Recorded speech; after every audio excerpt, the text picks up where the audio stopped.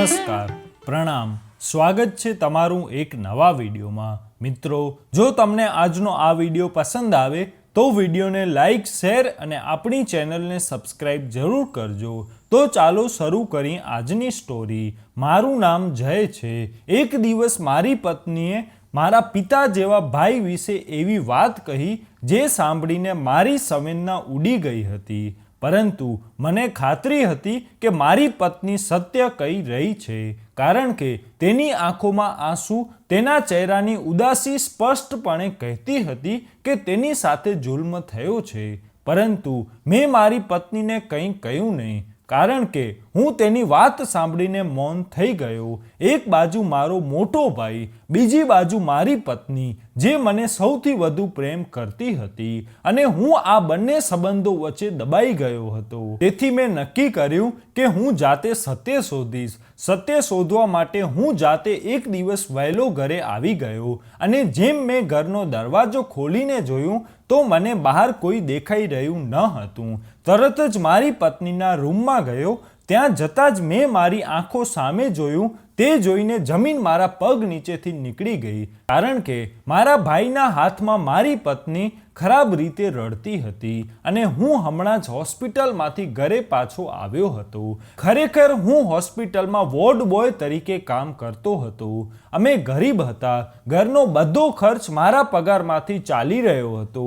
મારા ઘરમાં મારા મોટા ભાઈ સિવાય કોઈ ન હતું। પરંતુ હવે મેં પણ લગ્ન કર્યા હતા, અને મારા લગ્નને ફક્ત 5 મહિના થયા હતા। હું શરૂઆતના દિવસોમાં મારી પત્ની સાથે ખૂબ જ ખુશ હતો, અને તે પણ ખૂબ ખુશ રહેતી હતી। મારી પત્નીએ અમારા નાના ઘરને અને ઘરના બધા કામને ખૂબ સારી રીતે સંભાળ્યું હતું। મારા લગ્નની પહેલી રાત જે મારી પત્ની પાસેથી એક વચન લીધું હતું અને કહ્યું હતું કે મારા મોટા ભાઈએ બાળપણથી અત્યાર સુધી મારી ખૂબ જ સંભાળ લીધી છે। હું મારા ભાઈને મારા પિતા સમાન માનું છું। તારે હંમેશા મારા ભાઈની ખૂબ કાળજી લેવી પડશે। મને મારી પત્નીએ હસતા હસતા વચન આપ્યું અને કહેવાનું શરૂ કર્યું, હું તમને ફરિયાદ કરવાની તક ક્યારે નહીં આપું। તમારા ભાઈને મારા મોટા ભાઈની જેમ માનીશ, હંમેશા તેની સેવા કરીશ। ખરેખર મારા ભાઈના પગમાં પોલિયો હતો, અને તેણે મારા માતા પિતાના મૃત્યુ પછી મારી ખૂબ કાળજી લીધી છે। બાળપણથી તે મારી સાથે હતા। તેણે મને મા અને પિતા બંનેનો પ્રેમ આપ્યો હતો। તેના બંને પગ સાથે લાચાર હોવા છતાં તેણે વૈશાખીનો આશરો લઈને દરેક રીતે મારી દરેક જરૂરિયાત પૂરી કરી અને મારું દરેક કામ કર્યું। મારા ભાઈ અમારા ઘરના દરવાજા પાસે બેસી અને ફળો વેચતા હતા। લોકો તેમની પાસેથી ફળો ખરીદતા, અને ફળો ખરીદતા જે પૈસા આવતા તેનાથી અમારા ઘરનો ગુજરાત ચાલતો હતો। મારા ભાઈએ મને ભણાવ્યો હતો, મારી જરૂરિયાતને દરેક રીતે પૂર્ણ કરી હતી।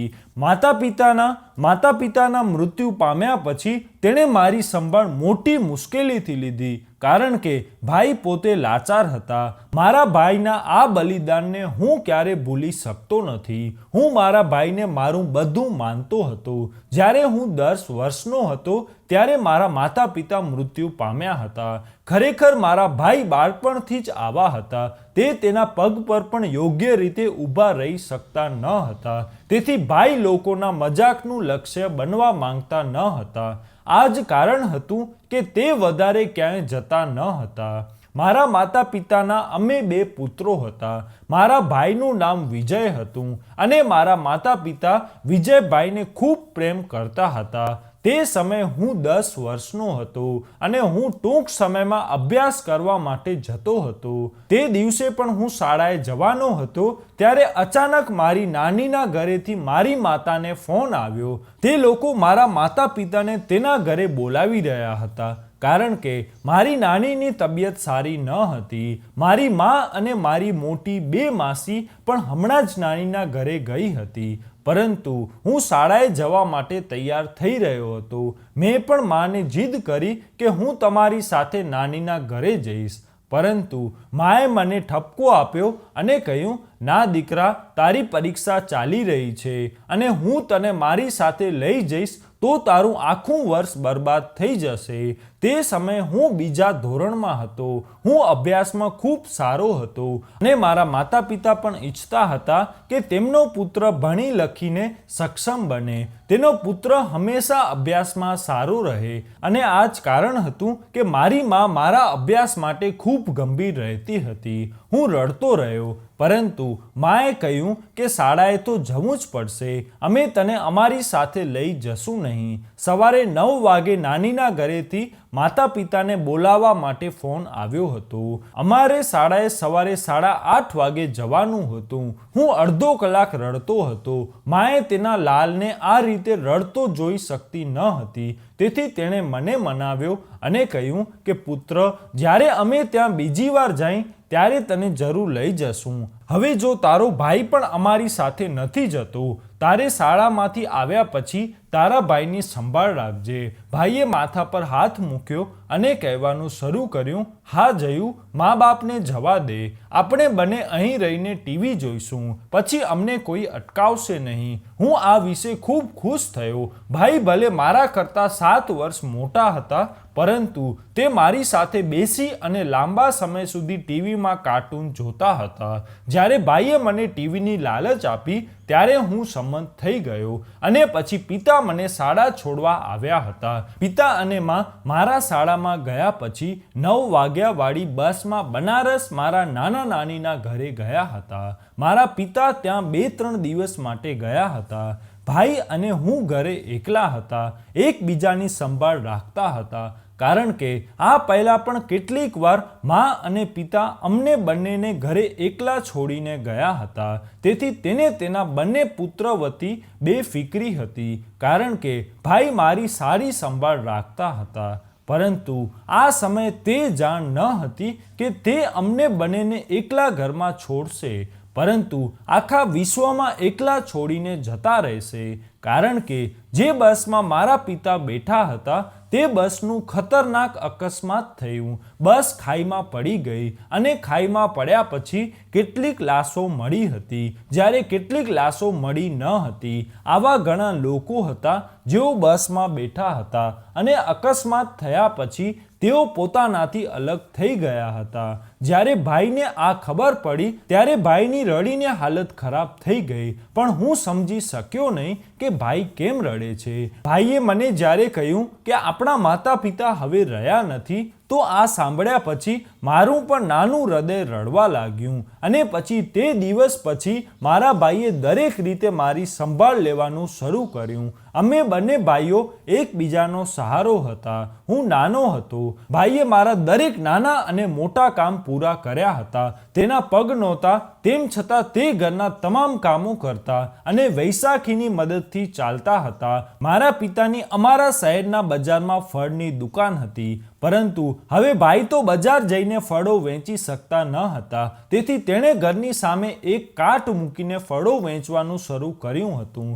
ભાઈએ ભલે પોતાને સાંભળ્યા હતા, પરંતુ હું મારા માતા પિતાને ખૂબ યાદ કરતો હતો. ઘરની દરેક દિવાલ પર તેની નિશાની હતી. એવું લાગતું કે તે બંને ઘરમાં ક્યાંક હાજર છે. માનો બનાવેલો ખોરાક અને પિતાનો ખોળો મને યાદ આવતો હતો. મારા પિતા હંમેશા મને ખોળામાં બેસાડતા અને મા મારા માટે સારો ખોરાક બનાવતી. રાત્રે મને લોરી ગાઈને સુવડાવતી. તે ક્યારેક ભાઈને કોઈ કામ કરવા દેતી ન હતી. અમે બંને ભાઈઓ એકબીજા સાથે ગળે લાગી રડતા હતા અને માતા પિતાને યાદ કરતા હતા. હવે અમારી પાસે તેની યાદ સિવાય કંઈ જ બાકી ન હતું. સમય આ રીતે પસાર થતો ગયો.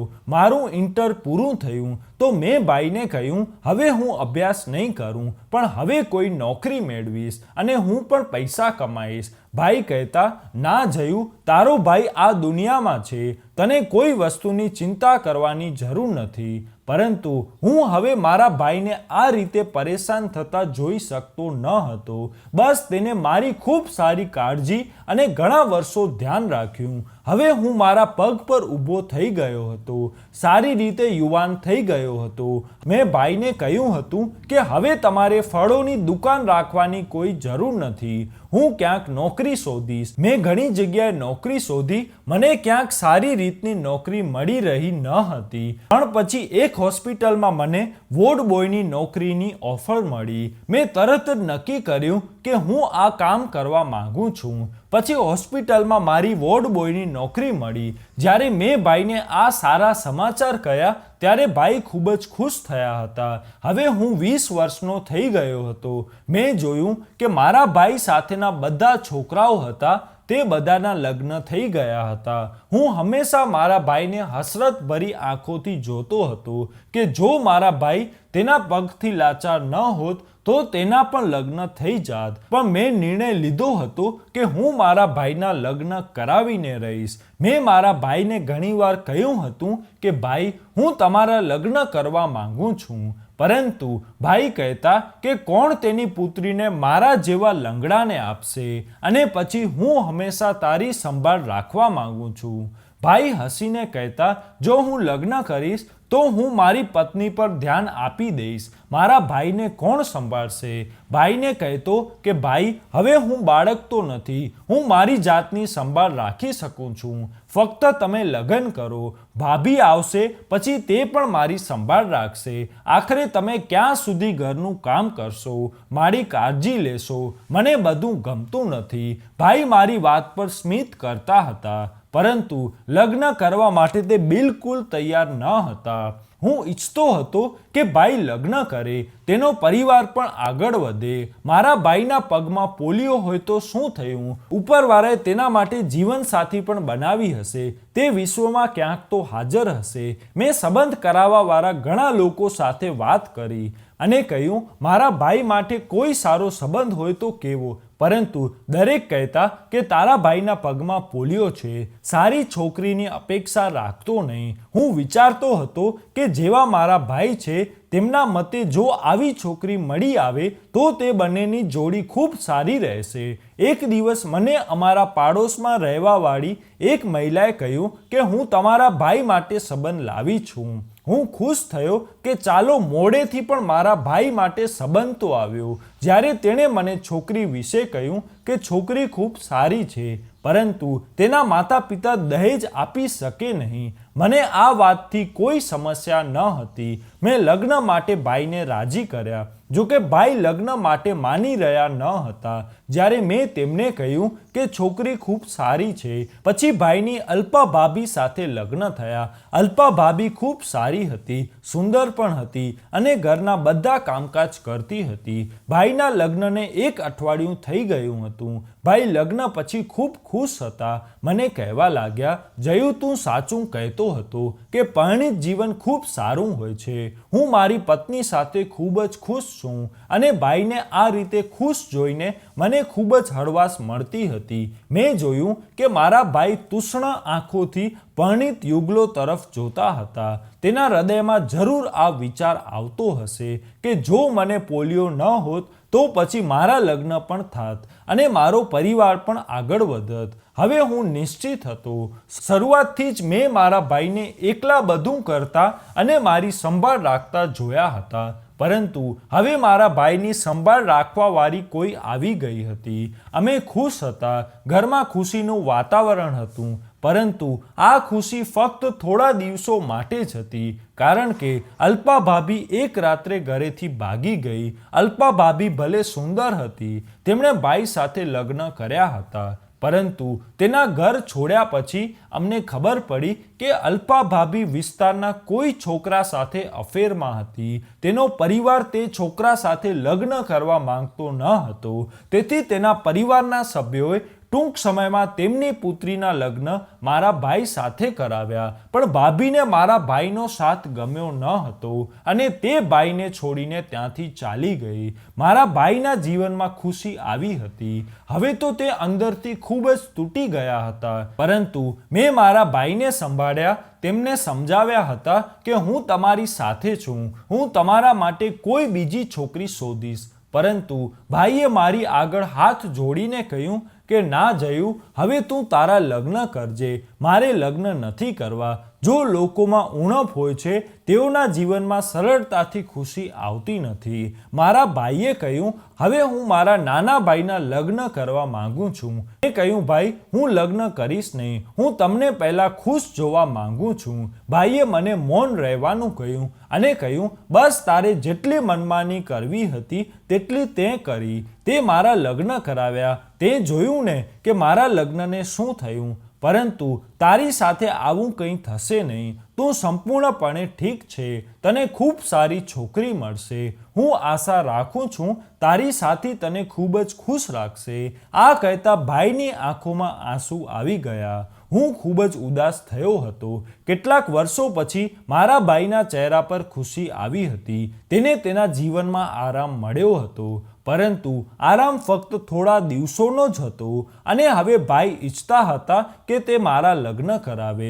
હું લગ્ન કરવા માંગતો ન હતો, પરંતુ ભાઈએ જ્યારે વધુ જીદ કરી તો મેં હા કરી દીધી. પછી પાછળના વિસ્તારથી મારા માટે એક સંબંધ આવ્યો. જ્યારે લોકોને ખબર પડી કે હું પણ લગ્ન કરવા માંગુ છું. હું જે છોકરી સાથે લગ્ન કરવા જઈ રહ્યો હતો મેં તેના વિશે પહેલાં બધી તપાસ કરી હતી. કારણ કે ભાઈના લગ્ન પણ ઉતાવળમાં થયા હતા અને તેની પત્નીએ તેને છોડી દીધા હતા. હું મારી સાથે આવું થાય તેમ ઈચ્છતો ન હતો. પછી મારી પત્ની મનીષા મારા જીવનમાં આવી. જ્યારે મનીષા મારા જીવનમાં જોડાઈ ત્યારે મેં તેને મારા ભાઈના જીવન વિશે બધું કહી દીધું અને એમ પણ કહ્યું હતું કે તારે મારા ભાઈની ખૂબ સારી સંભાળ રાખવી પડશે. મનીષાએ બરાબર એ જ કર્યું હતું. મને તેનાથી જેવી આશા હતી તે ઘરના બધા કામકાજ ખૂબ સારી રીતે કરતી હતી. ભાઈની ખૂબ કાળજી લેતી હતી. મારા ભાઈ મોટે ભાગે ઘરમાં રહેતા હતા અને મારા ભાઈ ચા પીવાના ખૂબ શોખીન હતા. મેં મનીષાને ખૂબ સારી રીતે આ વાત કહી હતી કે મારા ભાઈને બપોરના ભોજન પછી સાંજે 5 વાગે ચા જરૂર જોઈએ છીએ. તેથી મારા ભાઈને ચા આપજે. હું મનીષાબેનને વારંવાર કહેતો હતો કે મારા ભાઈને શું પસંદ છે, શું ખરાબ લાગે છે. મેં નોંધ્યું હતું કે મનીષાને મારા શબ્દો જરા પણ ખરાબ લાગતા ન હતા. જે પણ હું તેને કહું એ તે જ કરતી. તેણે મારા ઘરને સંભાળવામાં કોઈ અછત રાખી ન હતી. તે ખૂબ જ નિર્દોષ અને નિષ્કપટ છોકરી હતી. તેને હજુ સુધી મેં ઊંચા અવાજમાં વાત કરતી પણ સાંભળી ન હતી. તેનો અવાજ ખૂબ જ બારીક હતો.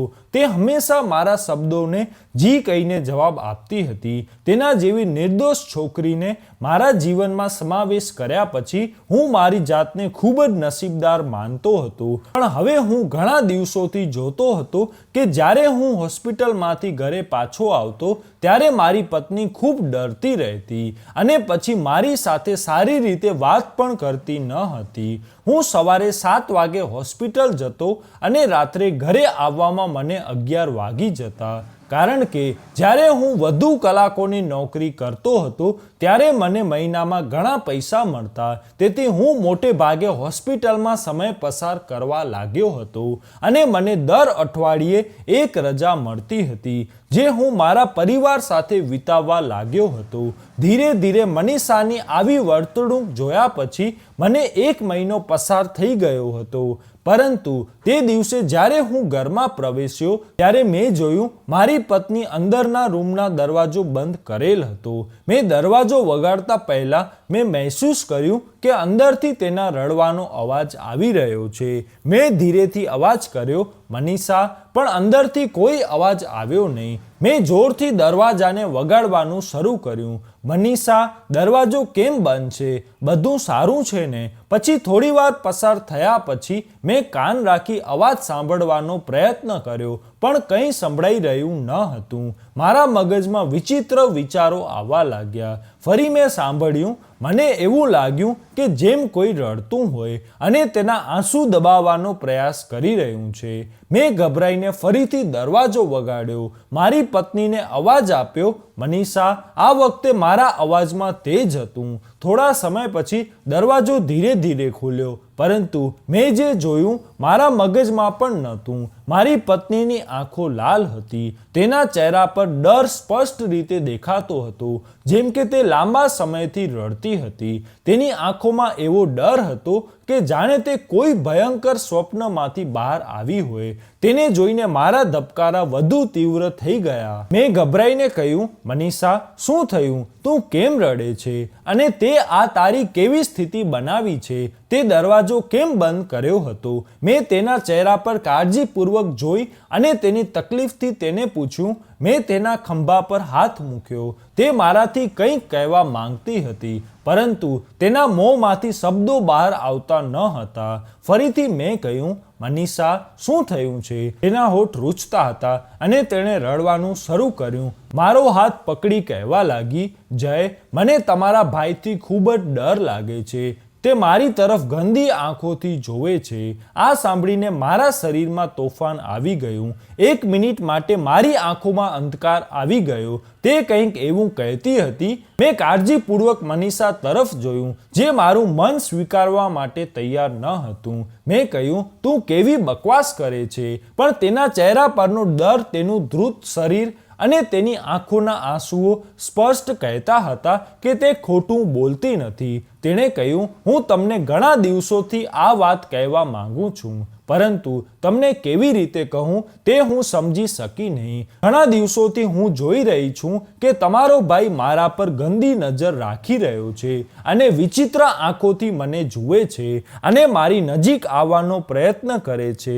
મારા હૃદયમાં એક વિચિત્ર હલચલ મચી ગઈ હતી. મેં તેની તરફ જોયું, કારણ કે તે આ સમયે જે સ્થિતિમાં હતી, મને લાગ્યું કે તે સત્ય કહે છે. મેં તેના આંસુ સાફ કર્યા અને કહ્યું, તમે મને આ બધું પહેલાં કેમ કહ્યું નહીં? તેણે કહ્યું, લગ્ન પછીથી તે મારી પર નજર રાખે છે, પરંતુ આ લાંબા સમયથી હું સહન કરું છું. મેં તમને કશું કહ્યું નહીં, કારણ કે તમે તમારા ભાઈને ખૂબ આદર આપો છો, પરંતુ હવે મારી સહનશીલતા પૂરી થઈ ગઈ છે. હું તમને કહેવા માંગતી હતી, પણ હું ડરી ગઈ હતી. અને જો તમે તેના પર વિશ્વાસ ન કર્યો તો, જો તમે આ બધાને ખોટું સમજ્યું તો, પણ મારું હૃદય કહેતું હતું કે મનીષા ખોટું નથી બોલતી, તે નિર્દોષ છે. તે આવી વાત મજાકથી પણ કરી શકતી નથી. પણ મારા મનમાં મારા ભાઈનું એ જ ચિત્ર ફરતું હતું.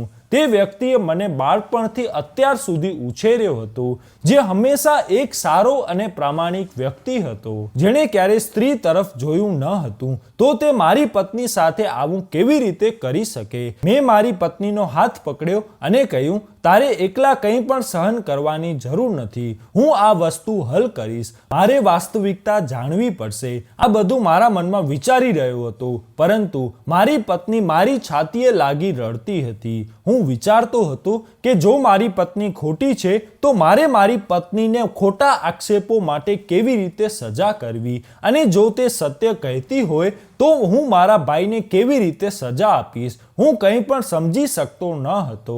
હું એક વિચિત્ર મૂંઝવણનો શિકાર હતો. આખી રાત હું આ જ વિચારતો હતો.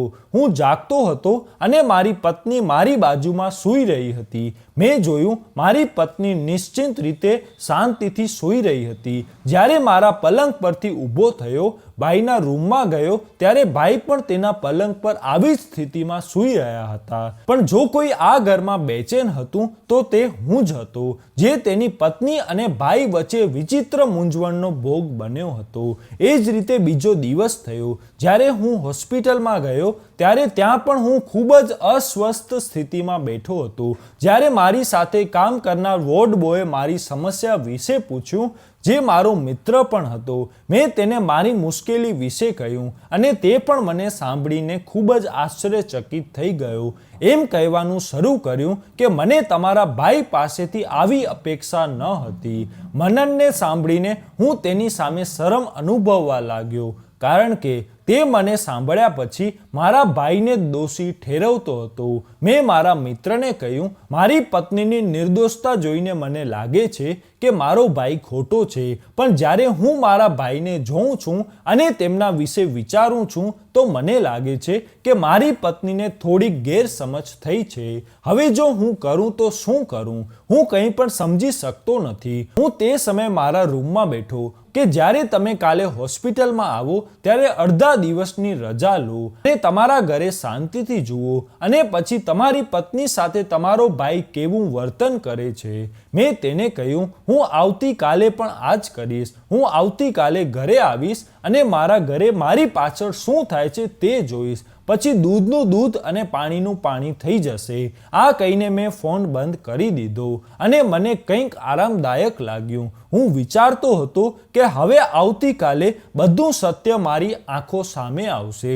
તેથી બીજા દિવસે મેં હોસ્પિટલમાંથી અડધા દિવસની રજા લીધી. પછી હું મારા ઘરે ગયો.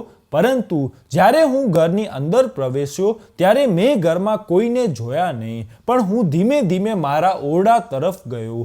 ભાઈ તો રોજ આંગણામાં ખુરશી પર બેસતા હતા અને ફળો વેચતા હતા. પરંતુ આજે તે આંગણામાં ન હતા. તેથી આ જોવા માટે હું મારી પત્નીના રૂમમાં ગયો. પરંતુ મારી પત્નીના રૂમમાં જ્યારે મેં જોયું ત્યારે મારા પગ નીચેથી જમીન નીકળી ગઈ. કારણ કે મારા ભાઈ પાસે મારી પત્નીની સાડીનો પલ્લુ હતો. તે મારી પત્ની સાથે મારા રૂમમાં હાજર હતો. આ બધું જોઈને મારું લોહી ઉકળવા લાગ્યું. ભાઈ એક તરફ ઊભો હતો. તેના હાથમાં મારી પત્નીનો પલ્લુ હતો. મારી પત્ની જમીન પર પડી હતી. જ્યારે મારી પત્નીની નજર મારા પર ગઈ ત્યારે મારી પત્ની દોડી અને મારી પાસે આવી ગઈ અને મારા ગળે લાગીને જોર જોરથી રડવાનું શરૂ કર્યું. તેણે કહેવાનું શરૂ કર્યું કે જય, તમારા ભાઈએ મારી સાથે તે મોટેથી રડતી હતી. જ્યારે ભાઈની આંખોમાં પરેશાની હતી અને તે એક તરફ મૌન ઊભો હતો. આજે આ બધું મેં મારી આંખો સામે જોયું તો જમીન મારા પગ નીચેથી નીકળી ગઈ. હું કંઈ પણ સમજી શકતો ન હતો અથવા કંઈક વિચારી પણ શકતો ન હતો. હું ભાઈ તરફ ગયો અને મેં તેનો કોલર પકડ્યો. મારી પત્ની મારી પાછળ ઊભી હતી. ભાઈએ કહ્યું, આ તમે શું કરો છો જય? મેં ભાઈને કહ્યું, ખબરદાર, જો તમે મારું નામ તમારી જીભથી લીધું છે, તમારે મારું નામ તમારી ગંદી જીભથી લેવાની જરૂર નથી. મારો ગુસ્સો બેકાબૂ હતો. આજે હું મારી પાછળ મારી પત્ની સાથે શું થાય છે તે જોવા માટે ઘરે આવ્યો હતો કે તે તમારા પર આરોપ લગાવે છે અથવા તમે ખરેખર આવા જ છો. પરંતુ હવે બધું મારી સામે આવી ગયું અને તમારી વાસ્તવિકતા મારી આંખો સામે આવી ગઈ છે. ભાઈએ મને કહ્યું, જય, પહેલાં મારી વાત સાંભળ. પરંતુ મેં મારા ભાઈની સામે મોટેથી બૂમ પાડી કહેવાનું શરૂ કર્યું, ફક્ત મને સાંભળો. મેં કહ્યું, મેં મારી આંખો સામે જે જોયું છે અને મારી પત્ની જે સ્થિતિમાં છે તેના પર જ વિશ્વાસ કરીશ. જો તમારી પત્ની તમને છોડી દે છે તો તેમાં મારો વાંક છે? તમે મારી પત્ની પર ખરાબ નજર રાખશો? હું ભાઈને ખૂબ જ ઊંધું ચતું બોલી રહ્યો હતો. પરંતુ તેણે જમીન પર નજર રાખી હતી. તે મારી બધી બાબતોને શાંતિથી સાંભળી રહ્યો હતો. જ્યારે પણ તેણે કંઈક કહેવાનો પ્રયત્ન કર્યો ત્યારે મેં તેના પર બૂમ પાડી. કારણ કે હવે હું તેના કોઈ પણ શબ્દો સાંભળી શકતો ન હતો. મારે કંઈ પણ સાંભળવું ન હતું. હું આવી વ્યક્તિની હાજરી ઘરમાં બિલકુલ સહન કરવા માંગતો ન હતો, જે સ્ત્રીની ઇજ્જત પર હાથ નાખે અને તે સ્ત્રી પણ તેના નાના ભાઈની પત્ની હોય. મેં મારી આંખોથી જે જોયું તે મારા માટે એક મક્કમ અને નક્કર પુરાવો હતો. મનીષા રડતી અને ભાઈ કદાચ મને મનાવવાનો પ્રયાસ કરી રહ્યો હતો. પરંતુ મારી યોજના સફળ રહી અને ભાઈનો વાસ્તવિક ચહેરો મારી સામે ખુલ્લો પડ્યો. મેં એકવાર ભાઈ તરફ જોયું. બીજી બાજુ મારી પત્ની જે ખરાબ રીતે રડતી હતી, વારંવાર કહેતી હતી કે હવે કોઈ નિર્ણય લો. હું તમારા ભાઈની હાજરીમાં ઘરમાં રહી શકતી નથી. મેં ગુસ્સાથી મારા ભાઈ તરફ જોયું. ફરી એકવાર કહ્યું કે ભાઈ, તમે આ ઘરેથી જઈ શકો છો. કારણ કે મેં મારી આંખોથી જે પણ જોયું છે હું તેનો જ વિશ્વાસ કરીશ. ભાઈની આંખોમાં આંસુ હતા. ભાઈએ તરત જ મને જોયો. પરંતુ તેણે કંઈ કહ્યું નહીં અને તે શાંતિથી જમીન પર બેઠા અને તેની બીજી વૈશાખી ઉપાડી રૂમમાંથી ચાલ્યા ગયા. ભાઈના ગયા પછી રૂમમાં સંપૂર્ણ શાંતિ હતી. હું પલંગ પર બેઠો હતો અને મનીષા પણ આવીને ત્યાં બેસી ગઈ અને બસ સતત રડી રહી હતી. થોડા સમય પછી જ્યારે હું ઓરડામાંથી બહાર આવ્યો ત્યારે મેં જોયું કે ભાઈએ તેનો સામાન પેક કરી તેની બેગ ઉપાડી હતી અને ઓરડામાંથી બહાર નીકળી રહ્યા હતા. ભાઈએ મારી તરફ જોયું, જાણે કે તેને લાગ્યું કે હું તેમને રોકીશ. પણ મેં મારો ચહેરો તેમની બાજુથી ફેરવી લીધો. ભાઈ તેનો સામાન લઈને ઘરની બહાર ચાલ્યા ગયા. પછી મને ઘણા દિવસો સુધી ભાઈ ક્યાંય પણ દેખાણા નહીં. મારું હૃદય ભાઈને રોકવા માંગતું હતું, પરંતુ બીજી બાજુ હૃદય કહેતું હતું કે તે હવે તારો ભાઈ રહ્યો નથી, તે કંઈક બીજું બની ગયો છે. નિર્ણય પછી મારા જીવનમાં અંધકાર આવી ગયો. બાળપણની યાદો જે મેં ભાઈ સાથે વિતાવી એક ફિલ્મની જેમ મારી આંખો સામે આગળ વધવા લાગી. કેટલીક આ અંગે મને અફસોસ થતો કે ક્યાંક મેં ઉતાવળ તો નથી કરી દીધી ને, પણ મને ખબર નહોતી કે મેં મારા પોતાના હાથથી મારા જીવનની સૌથી મોટી ખુશી અને શાંતિને ગુમાવી દીધી છે. હવે મારી આંખો હંમેશા ભાઈને શોધતી રહેતી. કામ કરતી વખતે પણ હું મારા ભાઈ વિશે વિચારતો હતો, જે પહેલેથી જ લાચાર હતો, અને મેં પણ તેની સાથે આ બધું કરી નાખ્યું હતું. પણ પછી મેં એવું વિચાર્યું કે ભાઈએ કેમ વિચાર્યું ન હતું કે તે લાચાર છે. તેણે તેના ભાઈની પત્ની સાથે આવું ન કરવું જોઈએ. પણ હવે મારી પત્ની સામાન્ય રહેવા લાગી. મેં જોયું હતું કે તેનો ચહેરાનો ડર ગાયબ થઈ ગયો છે અને તે કોઈ ભય વિના ઘરે આમ તેમ ફરતી હતી. ઘણો સમય થઈ ગયો હતો, પણ મેં હજુ સુધી ક્યાંય ભાઈને જોયા ન હતા. પરંતુ એક દિવસ ભાઈ મને મારી હોસ્પિટલ બહાર ભીખ માંગતા જોવા મળ્યા. ભાઈને આ રીતે ભીખ માંગતા જોઈને મારી આંખોમાં આંસુ આવી ગયા હતા. પરંતુ તે પછી મને યાદ આવ્યું કે આ તે જ વ્યક્તિ છે જે મારી પત્ની પર ગંદી નજર રાખે છે અને તેની સાથે ખોટું કરવાનો પ્રયાસ કરતો હતો. મારા ભાઈની સ્થિતિ માટે અફસોસ કરતો હતો, પણ હું તેમને બતાવવા માંગતો ન હતો કે હું તમારી માટે સહાનુભૂતિ અનુભવું છું. તેથી મેં મારો ચહેરો ફેરવી લીધો હતો. તે સમય તે જ રીતે પસાર થયો, પણ 2 દિવસથી મેં ભાઈને ક્યાંય અને ક્યારે જોયા નહીં. પરંતુ હું દરરોજ તેને યાદ કરતો હતો. આમ 2 વર્ષ વીતી ગયા, પણ અમને બંનેને માતા પિતા બનવાનો આનંદ મળ્યો નહીં. મારી પત્ની શા માટે માં બની શકતી નથી તેની કમી તેને હંમેશા લાગતી. મનીષા ડૉક્ટર પાસે પણ સારવાર લઈ રહી હતી. પછી તે જ રીતે વધુ 1 વર્ષ પસાર થઈ ગયું. હવે મેં જોયું મનીષા હવે મોટા ભાગે ખોવાયેલી રહેતી હતી અને તેની આંખો હંમેશા દરવાજા પર રહેતી. મેં તેને ઘણીવાર પૂછવાનો પ્રયત્ન કર્યો કે વાત શું છે, પરંતુ તે મને કંઈ પણ કહેતી ન હતી. એવું લાગતું હતું કે તે ખૂબ જ ઓછું બોલવા લાગી છે. એક દિવસ મેં મારી પત્નીને કહ્યું કે મારા મિત્રએ એક ડૉક્ટર વિશે કહ્યું છે, હું તારી સારવાર ત્યાં કરવા માંગુ છું. મારી પત્ની તરત જ સંમત થઈ ગઈ. જ્યારે હું તેને ત્યાં લઈ ગયો તો ડૉક્ટરે કેટલાક રિપોર્ટ કરાવ્યા અને રિપોર્ટ સાંભળતા જ અમારા પગ નીચેથી જમીન નીકળી ગઈ. ડૉક્ટરે કહ્યું, તમારી પત્ની ક્યારે માં બની શકે નહીં. આ સમાચાર સાંભળીને અમે બંને ખૂબ જ પરેશાન થઈ ગયા. મનીષા રડવા લાગી. મેં તેને સમજાવ્યું કે આવું કંઈ નથી. મનીષા, આપણે બીજા ડૉક્ટરને બતાવીશું. પરંતુ મનીષા રડતા કહેવા લાગી, જય, હવે કંઈ પણ થઈ શકે નહીં. સત્ય એ છે કે હું ક્યારે માં બની શકીશ નહીં. કદાચ મને તમારા ભાઈની બદદુઆ લાગી. 3 વર્ષ પછી હું મારી પત્નીની જીભ પર મારા ભાઈનું નામ સાંભળતો હતો, જે સાંભળીને હું સતબત થઈ ગયો. મેં કહ્યું, તું શું કહે છે? તો તે વધુ ઝડપથી રડવા લાગી અને કહેવા લાગી, મને માફ કરો જય, મારાથી મોટી ભૂલ થઈ ગઈ છે. પરંતુ મને ખબર નહોતી કે મને આ રીતે મારી ભૂલ માટે સજા મળશે. મને એકલા રહેવાનું પસંદ હતું. હું તમારા ઘર પર મારો રાજ ચલાવવા માંગતી હતી. મને તમારા ભાઈ પસંદ ન હતા. તમારા ભાઈના રહેતા મારે તેમના કપડાં ધોવા પડતા, તેનું બધું કામ કરવું પડતું. દિવસમાં ઘણી વખત તેના માટે ચા બનાવવી પડતી અને આ બધા કાર્યો મારામાં વિચિત્ર મૂંઝવણ પેદા કરી રહ્યા હતા. તેથી મેં વિચાર્યું, જો હું તમારા ભાઈ વિરુદ્ધ તમને ઊભા કરું તો કેવું રહેશે.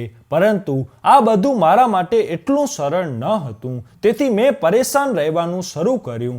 એક દિવસ મેં તમને જૂઠું બોલી કે તમારો ભાઈ મારા પર ગંદી નજર રાખે છે. બીજા દિવસે પણ મેં ફોન પર તમારા મિત્ર સાથે વાત સાંભળી હતી. તમે તેને કહેતા હતા કે કાલે તમે રજા લઈને પછી ઘરે આવશો. તમને બધી સત્યતા ખબર પડી જશે. તેથી મેં મારી યોજના પર ધ્યાન આપ્યું અને તમારા ભાઈને ઓરડામાં બોલાવ્યો અને મેં મોટેથી બૂમ પાડવાનું શરૂ કર્યું કે મારી સાડીમાં કંઈક છે. જ્યારે તમારો ભાઈ મારો અવાજ સાંભળીને રૂમમાં આવ્યો ત્યારે તેમના હાથમાં મારી સાડીનો પલ્લુ હતો અને આ સમયે તમે પણ ઘરમાં એન્ટ્રી કરી. તમને લાગ્યું કે તમારો ભાઈ મારી સાથે કંઈક ખોટું કરી રહ્યો છે, પરંતુ મેં ઈરાદાપૂર્વક તેને મારા રૂમમાં બોલાવ્યા અને આ રીતે તમે ખૂબ ગુસ્સે થઈને તેને ઘરની બહાર કાઢી મૂક્યા. મારું જીવન ખૂબ જ હળવાશથી પસાર થઈ રહ્યું હતું. તમે હોસ્પિટલ જતા અને હું મારી ઈચ્છા પ્રમાણે આખો દિવસ ઘરમાં રહેતી, પરંતુ હું હવે વિચારતી હતી કે મારા જીવનમાં કંઈક અભાવ છે. જો ઘરે અમારું બાળક હોય તો ઘર ચમકવા લાગશે, પરંતુ ધીરે ધીરે આ આશા તૂટી ગઈ. સમય વીતતો ગયો અને હું માં ન બની શકી અને આજે મને ખાતરી થઈ ગઈ કે મેં તમારા ભાઈ સાથે ઘણું ખોટું કર્યું છે. ભગવાને મને મારી ક્રિયાઓ માટે સજા આપી છે. મને એકલા રહેવાનો ખૂબ શોખ હતો, તેથી ઉપરવાળાએ મને એકલી જ રાખી. આટલું કહી તે રડતી હતી, પણ તેની આખી વાત સાંભળીને મને ગુસ્સો આવ્યો અને મેં તેને પાછળની તરફ ધકેલી દીધી અને તેને કહ્યું, આ તે શું કર્યું? તારી થોડી મૂર્ખતાએ મારા લાચાર ભાઈ માટે મારા હૃદયમાં તિરસ્કાર પેદા કર્યો. મેં તેના ખંભા પકડ્યા અને તેને હલાવી નાખી. મારું વર્તન જોયા પછી તે પરેશાન હતી. અમે બંને એ વખત હોસ્પિટલમાં હાજર હતા. બધા લોકો અમારી તરફ જોતા હતા અને મારી તરફ જોતા તે ગભરાઈને મને માફ કરવા કહેતી હતી કે જય, મેં ભૂલ કરી છે, મેં બધું અજાણતા કર્યું. પણ હું તેના પર એટલો ગુસ્સે હતો કે હું તેના પર ગુસ્સો ઉતારવા માંગતો હતો, પરંતુ હું હોસ્પિટલમાં હાજર હતો, તેથી અહીં કોઈ તમાશો કરવા માંગતો ન હતો. તેથી મેં તેનો હાથ પકડ્યો અને હું તેને કારમાં બેસાડી અને ઘરે લાવ્યો અને તેને જોરદાર થપ્પડ મારી દીધી, જેથી તેને ખ્યાલ આવી શકે કે તે બે ભાઈઓને અલગ કરી દીધા છે. તે મારી સામે હાથ જોડીને માફી માંગી રહી હતી અને કહેતી હતી કે કૃપા કરીને મને માફ કરો. હું જાણું છું કે મેં ભૂલ કરી છે. મેં કહ્યું, તે બિલકુલ સારું કર્યું નથી. તું મને ખૂબ નિર્દોષ અને સીધી લાગતી હતી, પરંતુ મને ખબર નહોતી કે આ નિર્દોષ ચહેરાની પાછળ એક હોશિયાર સ્ત્રી છુપાયેલી છે. મારી પત્ની કડકાઈથી રડતી હતી, પરંતુ મારા ભાઈની હું ચિંતા કરતો હતો. પછી ગુસ્સામાં હું ઘરની બહાર નીકળી ગયો અને તેને શોધવા લાગ્યો. મને સારી રીતે યાદ આવ્યું, મેં તેને છેલ્લી વાર ભીખ માંગતા જોયો હતો. તેથી ભીખ માંગતા લોકો જ્યાં બેસે છે ત્યાં હું ગયો, પરંતુ ભગવાનનો આભાર કે ભાઈ મને ત્યાં મળી ગયો. હું ત્યાં જઈ અને ભાઈના પગમાં પડી ગયો અને રડતા તેમને કહ્યું કે મને માફ કરો ભાઈ, મનીષા ખોટી હતી. હું તેના નિર્દોષ ચહેરા પાછળનો રાજ સમજી શક્યો નહીં. પરંતુ ભાઈ, જ્યારે તમે કંઈ કર્યું ન હતું ત્યારે તમે મોં કેમ ન ખોલ્યું? તમે એક વખતમાં ચાલ્યા કેમ ગયા? તો ભાઈએ મારી તરફ પ્રેમથી જોયું, મારા માથા પર હાથ મૂક્યો અને કહ્યું, કારણ કે હું તને તારી પત્નીથી અલગ કરવા માંગતો નથી. અમે બે ભાઈઓ માતા પિતા વિના જિંદગી પસાર કરી છે. મારી પત્ની મને છોડીને ચાલી ગઈ. ફરીથી હું એકલો બની ગયો, પણ હું ઈચ્છતો નહોતો કે તારી પત્ની પણ તને છોડી દે અને તું એકલો થઈ જાય. હું જાણું છું કે તે તને પ્રેમ કરે છે. તે પહેલેથી જ ઘરમાં મારી હાજરી સહન કરી શકતી ન હતી, પરંતુ તે તારી સંભાળ લઈ રહી હતી. ફક્ત આ બધું વિચારી હું ચૂપ રહ્યો, કારણ કે હું વિચારતો હતો, જો હું તારી પત્નીની સત્યતા તારી સામે લાવીશ તો તમે તેને છોડી દેશો અને હું તને ફરી એકલો જોઈ શકીશ નહીં. તેથી હું ચાલ્યો ગયો. ભાઈને સાંભળીને મારી આંખોમાં આંસુ હતા અને મારા હૃદયમાં એક વિચિત્ર પીડા ઊભી થઈ ગઈ હતી કે મારા ભાઈએ મારા માટે કેટલું વિચાર્યું. જ્યારે મેં ભાઈ પાસે તેના પગમાં પડીને માફી માંગી, ત્યારે મારા ભાઈએ મને માફ કરી દીધો. કહેવાનું શરૂ કર્યું કે તારી કોઈ ભૂલ નથી. મેં ભાઈને મારી સાથે ચાલવાનું કહ્યું, પણ ભાઈએ ના પાડી. પણ હવે હું ભાઈને ઘરની બહાર તો છોડી શકતો ન હતો. હું લાંબા સમયથી મારા ભાઈથી દૂર હતો. મારો ભાઈ લાચાર હતો. ભાઈને સહારાની જરૂર હતી. તેથી હું જબરદસ્તી ભાઈને ઘરે લાવ્યો, જ્યાં મારી પત્નીને ખબર હતી કે હું મારા ભાઈને શોધવા જ ગયો છું. તેથી તે દોડતી દરવાજા પર આવી અને તેના પગ પકડી અને રડવાનું શરૂ કર્યું, માફી માંગવાનું શરૂ કર્યું. કારણ કે તેણે એક મોટી ભૂલ કરી હતી અને તેની ક્રિયાઓ બદલ તેને સજા થઈ હતી. પરંતુ મારા ભાઈનું હૃદય ખૂબ મોટું હતું. તેણે મારી પત્નીને પણ માફ કરી દીધા. તેના માથા પર હાથ મૂકીને તેને આશીર્વાદ આપ્યા કે કંઈક ઉપરવાળો ચોક્કસ તને બાળક આપશે. ભાઈ અમારા ઘરે અમારી સાથે રહેવા લાગ્યા. મારી પત્નીએ પહેલા કરતાં વધારે તેને માન આપવાનું શરૂ કર્યું. મારી પત્નીએ મને પ્રભાવિત કરવા માટે મારા ભાઈનું હૃદય જીત્યું અને આ રીતે મજબૂરન મારે થોડા સમય પછી મારી પત્નીને માફ કરવી પડી. પરંતુ ઉપરવાળાએ મારી પ્રાર્થના સાંભળી. તે પછી મનીષા, જેનો રિપોર્ટ આવ્યો હતો કે તે ક્યારે માં બની શકે નહીં, જ્યારે તેને અચાનક માં બનવાના સમાચાર મળ્યા ત્યારે તેની ખુશીનો કોઈ ઠેકાણો ન હતો. અને આ રીતે આ વાત સાચી સાબિત થઈ કે હંમેશા સારા કરતા લોકો સાથે સારું થાય છે. અને જો આપણે સત્યના માર્ગ પર ચાલવાનું શરૂ કરીએ તો ઉપરવાળો આપણા માટે વધુ સારા રસ્તા ખોલે છે. મારી પત્ની માં બનવાની છે. તે મારા ભાઈની પણ ખૂબ સેવા કરે છે. તેને પહેલા જે પણ ભૂલ કરી તેને તેની બધી ભૂલોનો પશ્ચાતાપ કરી લીધો છે, જેના કારણે ઉપરવાળાએ તેને આવા સમાચાર આપ્યા. તો મિત્રો, આજનો આ વિડીયો તમને કેવો લાગ્યો કોમેન્ટમાં જરૂર કહેજો. અને જો વિડીયો પસંદ આવ્યો હોય તો વિડીયોને લાઈક, શેર અને આપણી ચેનલને સબસ્ક્રાઈબ જરૂર કરજો. જય શ્રી કૃષ્ણ.